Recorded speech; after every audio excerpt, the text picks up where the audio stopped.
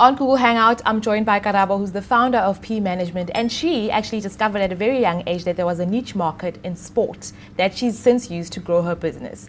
So, Karabo, your company currently has managed a very big SA football players such as Umbongeni Kumete and William Twala. I mean, how did you get to this point?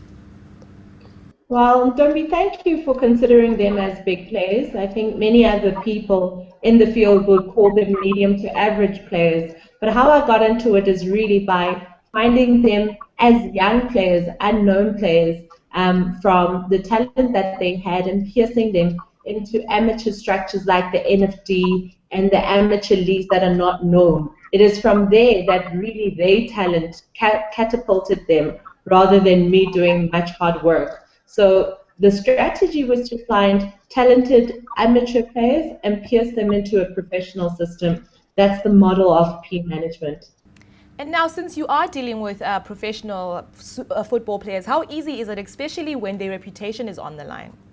It's extremely difficult because you're dealing with an adult whose personalities and cultures have been formed, who, whether you know it or not, has experience or lack of experience in dealing with his finances. The only thing he relies on is his talent.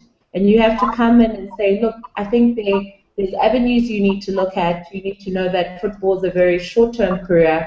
And it's really so it's different from player to player. And it's dealing with personalities. It's dealing with the future plans for the player and trying to mesh the two together so that it pans out well. And Karabo, I mean, how did you actually generate startup capital, and how much startup capital did you need for P Management? Well, I always say we start from the boots of our cars. We started with coaching clinics. Being an agent is a very taxing career because when you take players to trials where clubs and coaches have a look at them, it's you who's paying for the transport, it's you who's paying for the accommodation. So you do need startup capital as to how much will really be determined on how many players you're going to risk with. So there was startup capital, but not as much as a corporate company would need. And you were the very first woman to be recognized by FIFA. I mean, how did you get to that point? I think it's no different to the guys. I mean, we all go through the same processes and systems. We basically apply to SAFA. We send through our CVs. We go through a police clearance and a tax clearance system. We get the green light and we write an international exam. How I actually got into it, I believe that I fell in football, that it was really a social activity that I liked. And my partner, now husband, and I thought, let's give this a start. And it actually snowballed from then, and we actually haven't looked back ever since. Now, your company's strategy is to compete on a global market, right?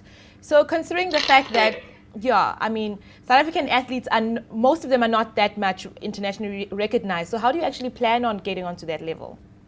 Look, unfortunately, it's kind of the era and the ethos of the day is that, unfortunately, we're not exporting as much players as we like, and this is across the board, just because the development structure and model in South Africa is a bit questionable. I don't think, however, that it's to say it's not impossible. I think all things are possible. The idea is to pierce those players through early. 17, 18, 19 years old. You look at the West African countries, your Drogbas of the world, they were all exported at a fairly young age. And I think if we can turn and look at that in South Africa as having a development system that moves players early, I think there's a future for our country. And how has the football market transformed, considering the fact that most businessmen in this field are, male-dominated, a male-dominated industry? It is a male-dominated industry, but I think there are women behind the scenes, who are the unseen heroes of the day. I think I've always said behind every successful chairman, it's his loving wife, doting wife supporting him. It's probably a phenomenal secretary that's holding the fort down. And so as much as it is a male-dominated industry, women are there doing their part. And I think that our part is also set in the industry to say our model is a little different. It's a little taxing. It's a little bit, how can I say, people don't really like young players, but they need them. You look at how it's changing. The NFT is demanding younger players as a criteria to be in field and playing. So there is a slow move towards progress, but it is slow, I must say. And as a businesswoman who's also a mother of two, how do you keep it all together? I'm not going to lie, it's tough.